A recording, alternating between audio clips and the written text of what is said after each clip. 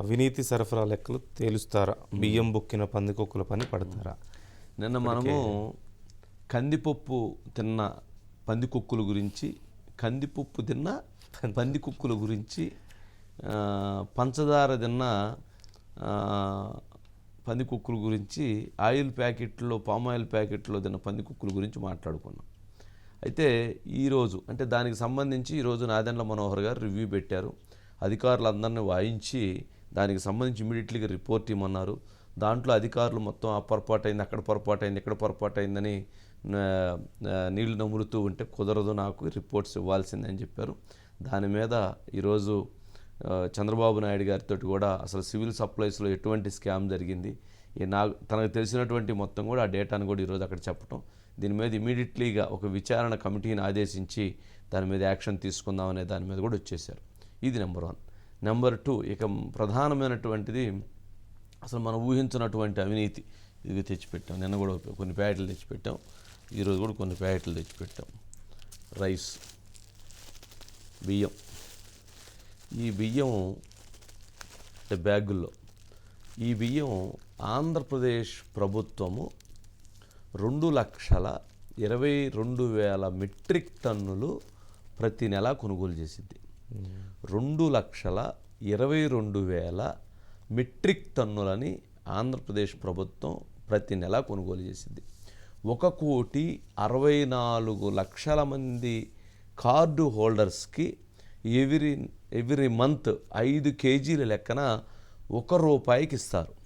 మరి ఈ బియ్యాన్ని ఆంధ్రప్రదేశ్ ప్రభుత్వం, కేంద్ర ప్రభుత్వం కలిపి ₹35 కొనుగోలు చేసింది. ₹35 ఒక కేజీ కొనుగోలు చేసి ఎవరైతే వినియోగదారుడికి అంటే పేదవాడికి ₹1కి ఈ బియ్యాన్ని సప్లై చేస్తారు. అయితే ఈ ₹1 తీసుకున్నటువంటి బియ్యంలో జరుగుతున్నటువంటి అవినీతిని చూస్తే ఎవరైనా సరే కళ్ళు తిరిగి కింద పడిపోవాల్సిందే, అంతటి అవినీతి జరుగుతున్నది.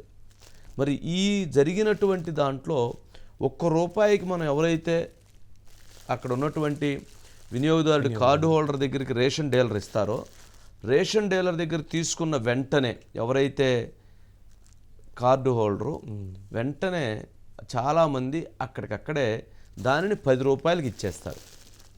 ₹10 అంటే 1 కేజీ ₹1 తీసుకొని 1 కేజీ ₹10 ఇస్తారు. అంటే 5 కేజీలు ఇస్తారు కాబట్టి 5 పొదులు ₹50 అక్కడే ఇచ్చేస్తారు.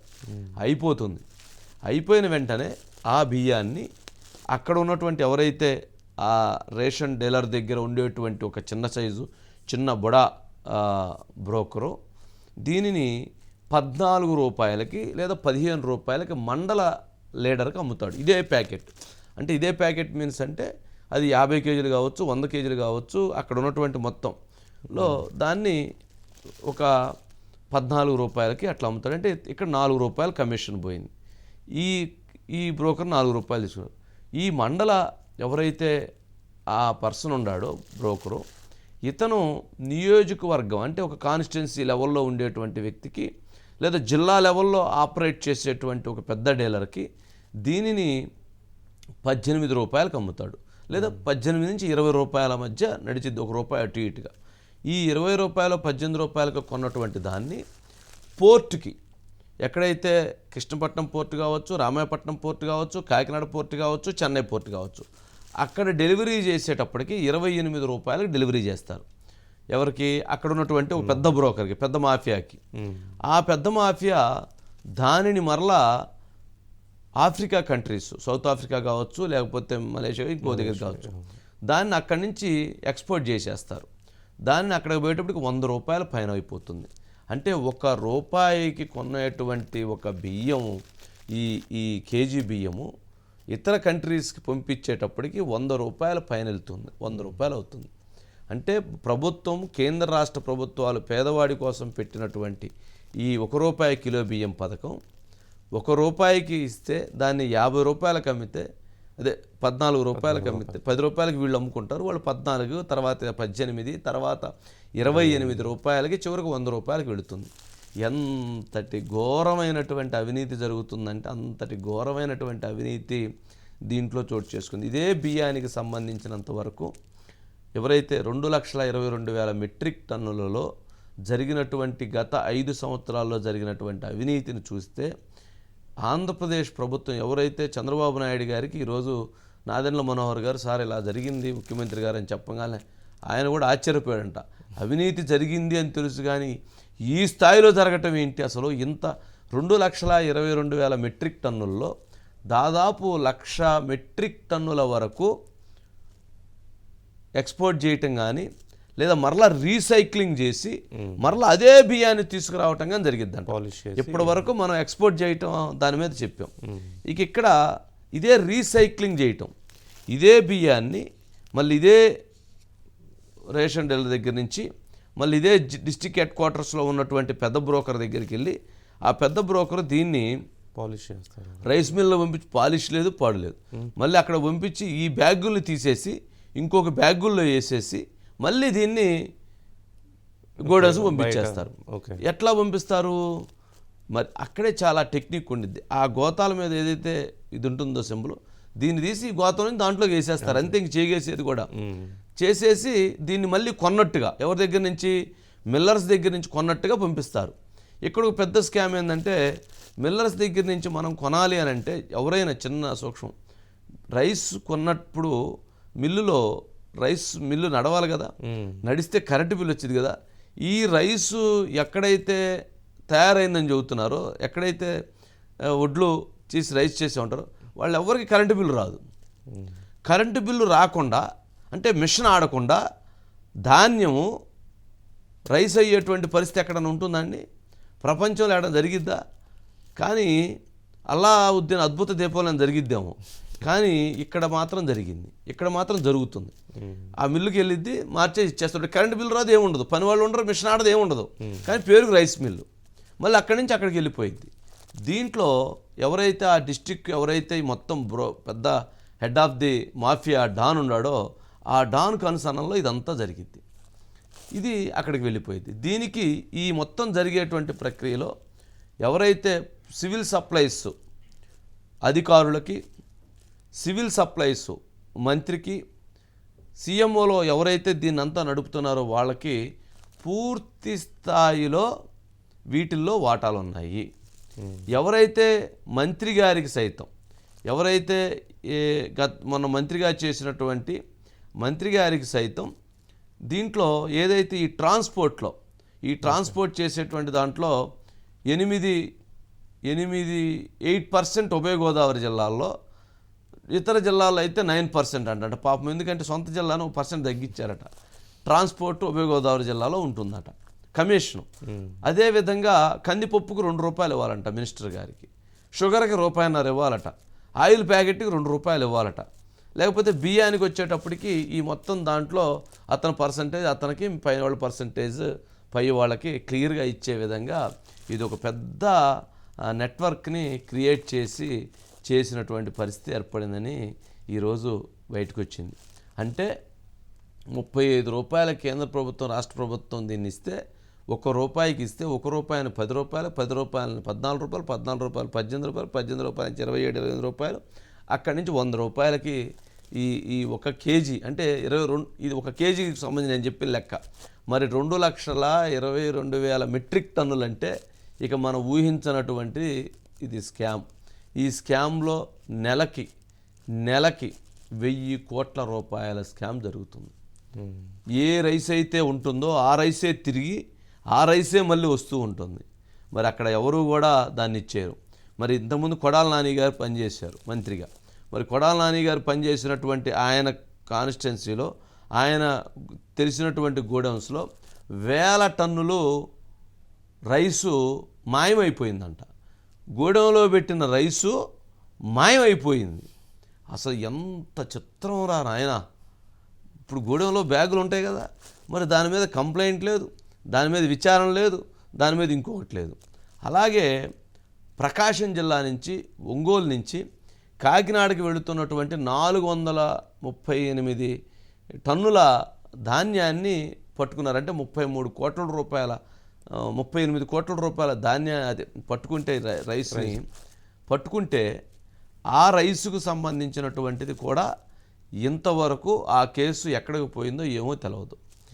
ఆ రైసుకు సంబంధించి ఆ ప్రకాశం జిల్లా, గుంటూరు, నెల్లూరు ఈ జరిగేటువంటి ఈ సిండికేట్ అంతా కూడా ఆ ప్రాంతానికి చెందినటువంటి వైవి సుబ్బారెడ్డి గారి కనుసన్నల్లో ఉండేటువంటి చుండూరు రవికుమార్ అనే అతని ఆధ్వర్యంలో ఇదంతా ఉందనేది ప్రాథమికంగా ఈరోజు మనోహర్ గారికి ఒక లిస్టు, ఆ పేర్లు ఇచ్చినటువంటి లిస్టులో వాళ్ళ పేర్లన్నీ 1 by 1 వచ్చేసినాయట.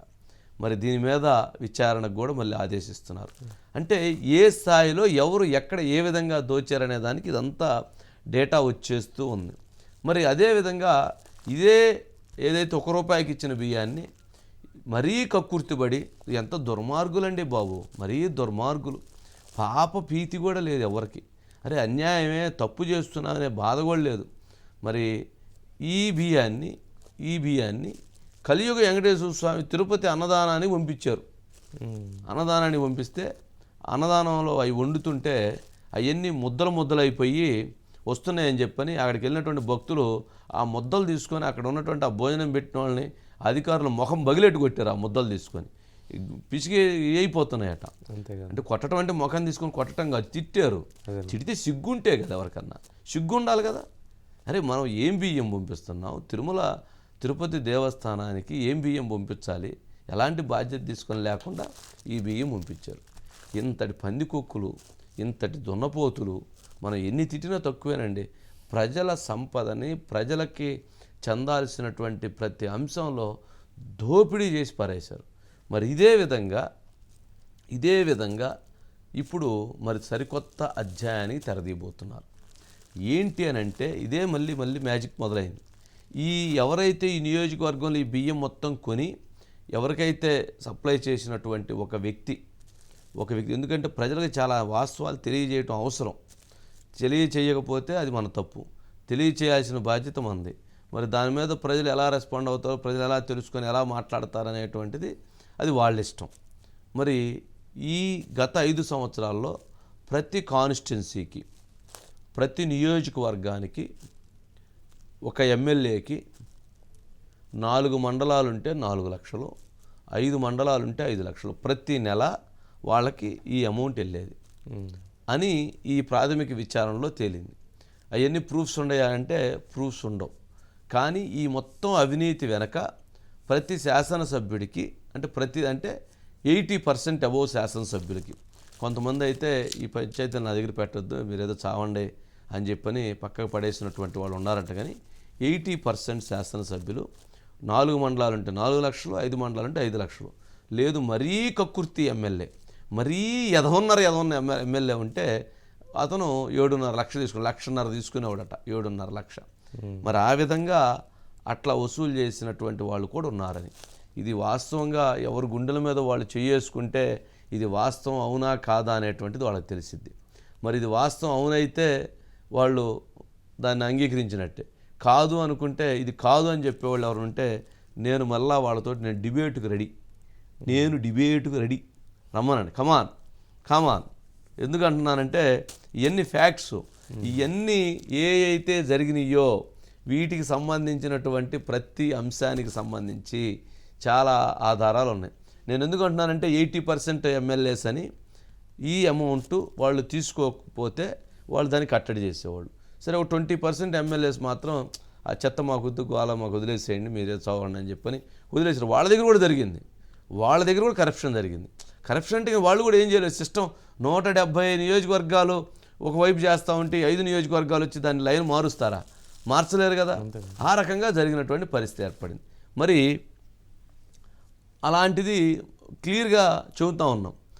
మరి ఇప్పుడు కూడా ఎవరైతే ఇప్పుడు గెలిచినటువంటి ఎమ్మెల్యేల దగ్గరికి చిన్నగా మొదలు పెట్టారట ఎవరో ఈ మాఫియా. సార్ చూడండి సార్, చూడండి సార్ ఆ ఎమ్మెల్యే గారు కట్టించాం సార్, ఆఫీసర్లు కట్టించాం సార్, ఏం లేదు సార్, మీ ఆశీస్సులు ఉంటే చాలు సార్, మీ బ్లెస్సింగ్స్ ఉంటే చాలు సార్, మీరుంటే మా కుటుంబాలు బాగుంటాయి సార్ అని చిన్నగా మొదలుపెట్టారట.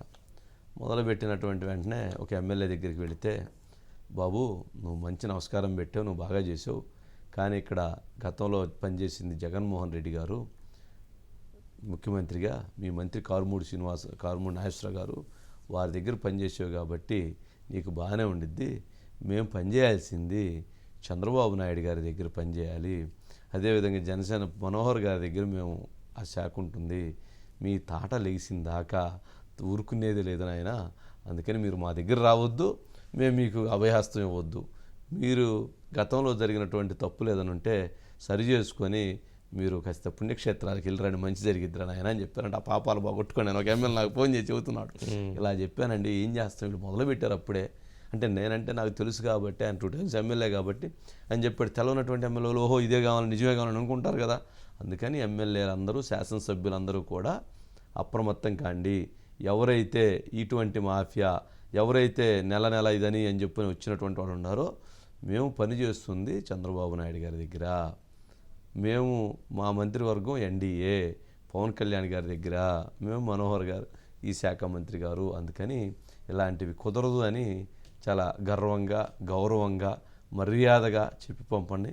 లేదు కాదు కూడదు అని అంటే గదిలో తీసుకెళ్ళి తలుపేసి 2 బాధి చెప్పండి, కానీ వాళ్ళ దగ్గరికి అయితే మీరు ఇది కావద్దు అనేటువంటిది విన్నపం. ఎందుకనంటే ఈరోజు మనోహర్ గారు పవన్ కళ్యాణ్ గారు ఇద్దరు కూడా చంద్రబాబు నాయుడు గారు కలిసినప్పుడు ఈ ఇష్యూ గురించి చెప్తే పీడీ యాక్ట్ పెట్టి మొత్తాన్ని లోపలికి తోద్దాము, ఎవరైతే కన్జ్యూమర్ ఎవరైతే వినియోగదారుడు మనం ఇస్తున్నామో వాళ్ళకి బెనిఫిట్ అవ్వాలి, అదేవిధంగా ఎవరైతే రైతుకు బెనిఫిట్ అవ్వాలి, వీళ్ళిద్దరికీ అన్యాయం చేసి ఈ మధ్యలో ఉన్నటువంటి వీళ్ళందరూ దోసుకునేటువంటి విషయంలో మాత్రం ఉపేక్షించొద్దు అని చెప్పని దీని మీద చాలా క్లియర్గా క్లారిటీగా ఇన్స్ట్రక్షన్స్ ఇవ్వబోతున్నారట.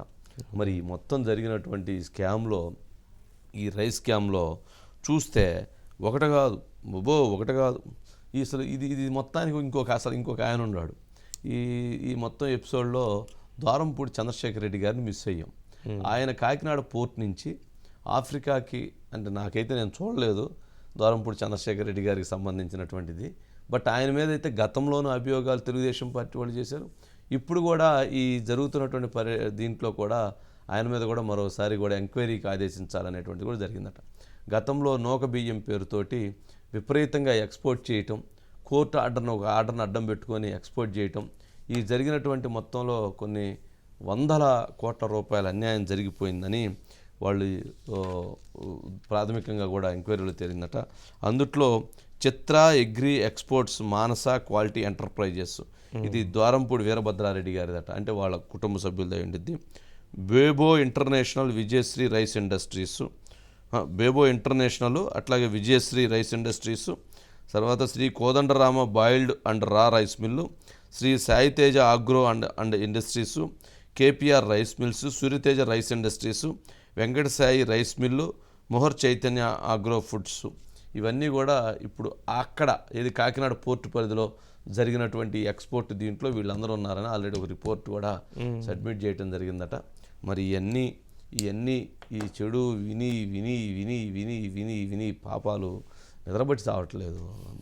అంటే ఇవన్నీ ఒక అవినీతి తింటే పర్వాలా, 2 అవినీతులు తింటే పర్వాలా, అరే కందిపప్పులో తిని పారేసి పంది కుక్కుల్లాగా, పంచదారలో తిని పారేసి పంది కుక్కుల్లాగా, ఆయిల్ ప్యాకెట్లో తినేసి పంది కుక్కుల్లాగా, రేషన్ బియ్యంలో తినేసి పంది కుక్కుల్లాగా, ఇక తినని బెల్లంలో అంట, ఆ బెల్లంలో తిని పారేశారంట పంది కుక్కుల్లా, ఇక తిని తిని తిని తిని తిని ఎంత తింటారండి బాబు, చిచి. సరే, రైసు సంబంధించింది అయితే దాని మీద ఫర్దర్ ఇన్వెస్టిగేషన్ జరగబోతుంది, ఫర్దర్ ఇది ఉండబోతుంది. సరే, ఈరోజు మనోహర్ గారు రివ్యూ చేశారు. మనోహర్ గారు రివ్యూ చేసిన దానికి సంబంధించి బైట్స్ ఒకసారి ప్లే చేయండి. తెనాల్లోని మండల్ లెవెల్ స్టాక్ పాయింట్ దాన్ని పరిశీలించినప్పుడు కందిపప్పు, పంచదార మరియు పామ్ ఆయిల్ ప్యాకెట్లో చాలా స్పష్టంగా 50 నుంచి 80 గ్రాములు తూకంలో తేడా స్పష్టంగా కనపడింది. సో రాష్ట్ర వ్యాప్తంగా సుమారు 253 మండల్ లెవెల్ స్టాక్ పాయింట్ని తనిఖీ చేసి పరిశీలించారు. స్టాక్ పాయింట్స్ లోకి వెళ్లి శాంపిల్స్ తీసుకుని చెక్ చేశారు. అందులో సుమారు 24 కేసెస్ డిటెక్ట్ అయినాయి. సో ఈ 24 కేసెస్ కూడా కేసు బుక్ చేస్తున్నారు. ఎవరైతే సప్లై చైన్ లో ఇన్వాల్వ్ అయ్యారో వాళ్ళందరి పైన కూడా ఖచ్చితంగా వాళ్ళపైన చర్యలు తీసుకుంటాం.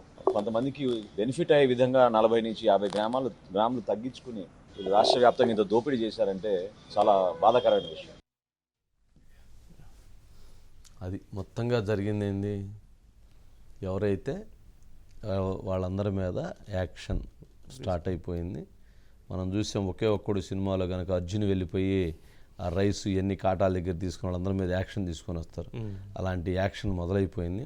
చంద్రబాబు నాయుడు గారు ఈరోజు క్లియర్ ఇన్స్ట్రక్షన్స్ ఇచ్చేశారు, ఎటువంటి పరిస్థితుల్లో వదిలిపెట్టొద్దని. ఈ ఈ ఈ మొత్తంలో ప్రధానంగా డీలర్స్ ఎవరైతే ఉంటారో 29,000 మంది డీలర్స్ ఉంటారు, రేషన్ డీలర్స్. వీళ్ళ పాత్ర చాలా నామమాత్రం. అసలు వీళ్ళని పూర్తిగా పేరేమన్నా వీళ్ళని పెట్టేదని మొత్తం ఎవరైతే ఈ వాహన ఆపరేటర్లను పెట్టారు, ఈ వాహనాలని కొని పెట్టినటువంటి ఎండియూలని వాళ్ళని వీళ్ళని, వీళ్ళ పాత్ర కీలకం అసలు అన్నమాట. వాళ్ళు ఇక మొత్తం ఈ ఎపిసోడ్ మొత్తాన్ని వాళ్ళు రింగ్ చేస్తారు. రింగ్ చేసి వాళ్ళు అక్కడి నుంచి ఇది చేస్తూ ఉంటారు. ఇది ఒక విధంగా జరగట్లా, చాలా రకాలుగా జరుగుతుంది. దీని మీద మరి మనోహర్ గారు మరి యాక్షన్లో మరి ఎంతటి కఠినంగా వ్యవహరిస్తారనేటువంటి దాని మీద చూడాలి. పాపం వాళ్ళ ఆఫీసర్లు అయితే అడుగుతుంటే సమాధానం చెప్పట్లేదట, నీళ్ళు నవ్వులుతున్నారంట. అదేంటంటే అది అది అది అది అంటున్నారంట. పేపర్లు ఎంతసేపు తీస్తే మాత్రం వస్తాయి, పేపర్ కావాలనుకుని పేపర్ తీస్తే వస్తుంది, కానీ ఇట్టేట్టు చూస్తే రావు కదా. మరి ఆ విధంగా ఉంది. మరి యాక్షన్ ఏ స్థాయిలో ఉండిద్ది అనేది చూడాలి. యాక్షన్ లేకపోతే మాత్రం అంటే వాళ్ళకి భయం రాదు. పీడీ యాక్ట్ పెట్టి లోపల వేయకపోతే మాత్రం భయం రాదు. మరి దాని మీద కఠినంగా వ్యవహరించాల్సినటువంటి అవసరం ఉంది.